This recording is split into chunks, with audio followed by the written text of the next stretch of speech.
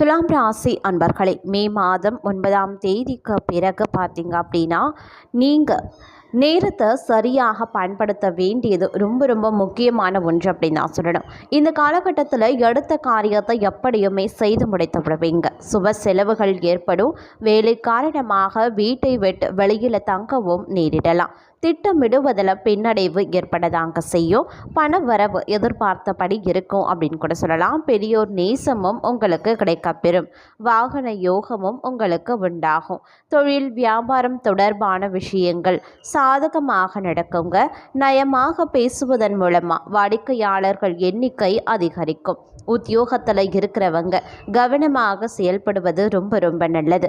வேலை பார்க்கக்கூடிய இடத்துல பொருட்களை கவனமாக பாதுகாப்பாக வைப்பது அவசியமாகிறது. குடும்பத்தில் கணவன் மனைவிக்கிடையே நெருக்கம் அதிகரிக்கும். குடும்பத்துடன் விருந்து கேளிக்கை நிகழ்ச்சிகளில் கலந்து கொள்ளக்கூடிய சூழ்நிலையும் உருவாகலாம். குழந்தைகள் உற்சாகமாக காணப்படுவாங்க.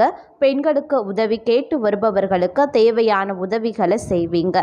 அரசியலில் உள்ளவர்களுக்கு பொறுப்புகள் வாய்ந்த பதவிகள் கிடைக்கப்பெறும்.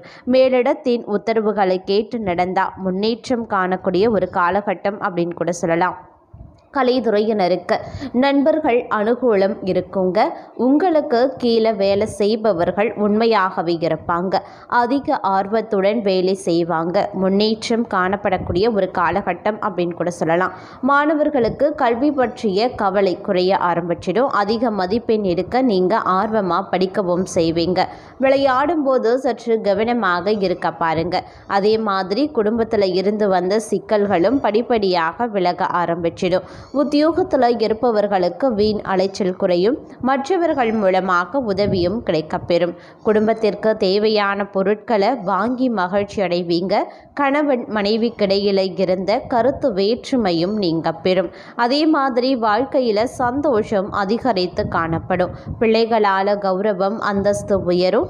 துக்கம் துன்பமும் நீங்க பெறும். அதே மாதிரி தடைப்பட்ட காரியங்களில் இருந்த தடை நீங்கி சாதகமாக நடந்து முடியும் அப்படின்னு கூட சொல்லலாம். தேவையற்ற மருத்துவ செலவு ஏற்படக்கூடும். அப்படிங்கிறதுனால கொஞ்சம் கவனமாய் இருக்க பாருங்க. வீடு பூமி மூலமாக வரவேண்டிய வருமானம் சிலருக்கு தாமதப்படலாம்.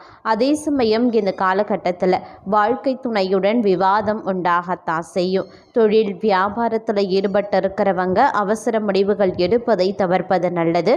உத்தியோகத்தில் இருக்கிறவங்க வீண் அலைச்சலையும் காரிய தாமதத்தையும் சந்திக்க வேண்டிய சூழ்நிலை உருவாகலாம். உங்களுக்குரிய பரிகாரம்: சனி பகவானுக்கு நல்லெண்ணெய் தீபமேற்றி வழிபடுவது கஷ்டங்களை போகி மனதில் நிம்மதியை தரும். உங்களுக்குரிய அதிர்ஷ்ட கிழமைகள் செவ்வாய் புதன் வியாழன்.